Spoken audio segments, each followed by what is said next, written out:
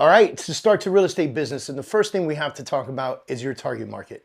See, you cannot become a real estate agent and think you're going to get massively successful in your area by shotgunning the entire city and the city next to it and the city next to it, driving around like a mad person 45 minutes to an hour and a half away to show properties. It's a ridiculous notion. But if you can get really strong on your target market, then you're going to have a massive opportunity over the competitive edge. Right? What do I mean by that? There's competition in your target market. Surely there is. There has to be other agents there. But if you become ultra, massively, committedly focused on that target area, then you will earn the market share you should be earning in that target area. Now, how to choose a target area is not as simple as I live here in this area and I want to target my area. It's not always that simple. And it's not always by distance either. Today we'll be doing an example with a 15-mile radius. But in my neighborhood, I couldn't do a 15-mile radius because 15 miles for me could be as much as 45 minutes to an hour drive one way. That may not be the same for you in the area that you're in. So for me, I look in a 5-mile radius. I want to be able to get to you within the 10-20 minute time frame. Why is that important? It's important because you have to understand your time and your effort and how much money you're making for the two things you're putting in, time and effort, right? We're going to dig into that just a little bit later. But let's talk about this. If I choose my backyard and I look and this is my home and I go 15-mile radius of my home and I go to the MLS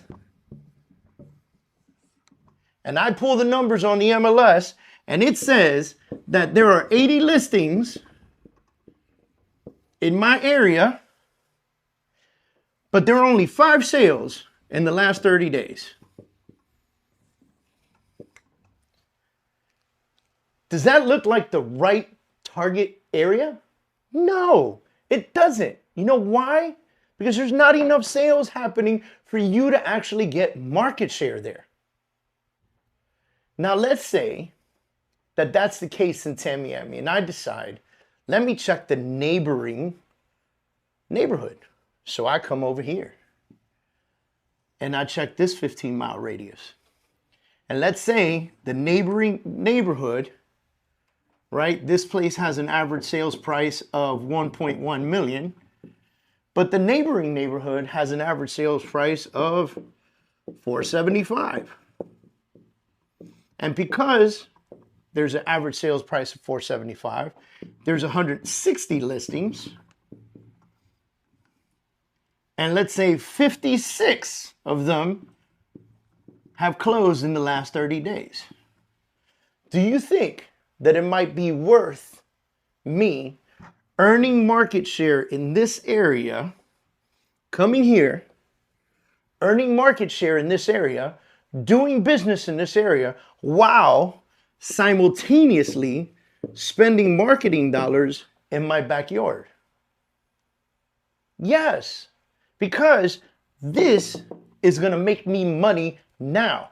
This is going to take time to build up, right? And so maybe several months from now, out of those 80 listings, 10 of them are mine.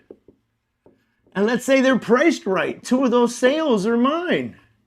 And 2 of those sales that happen are equivalent to 2 of these sales. 4 of these sales. Because 2 at 1.1 million is 4 at $500,000.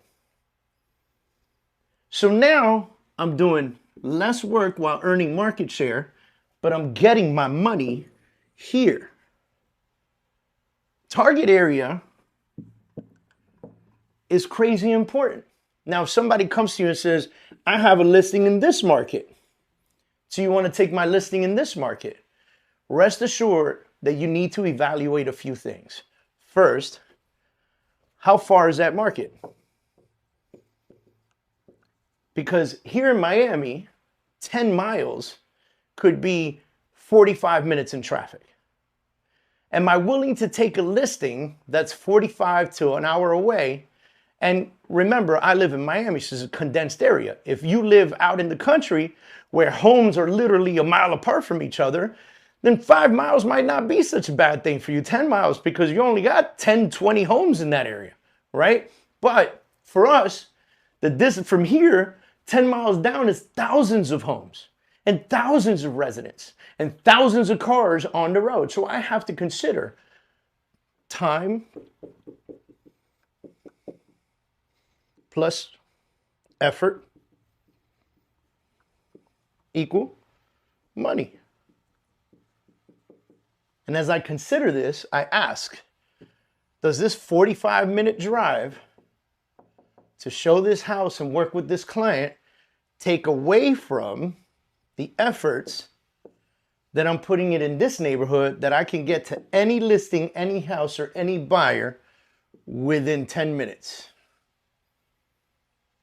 If I go 45 minutes this way, do a showing for 30 minutes, and bring 45 minutes back, I'm 2 hours out.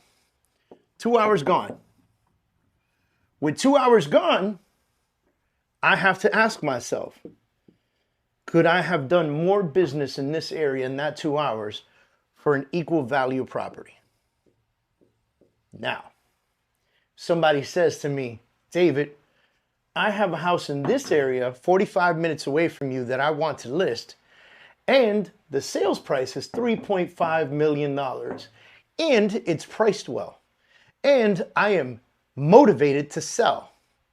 I'm driving the 45 minutes because now the time plus the effort equals the money that I'm trying to get. Guys, there's a lot to consider when we think about your target market. And I want you guys to not just choose a target market because it's in your backyard. I want you guys to choose a target market because it was the smart market to go after.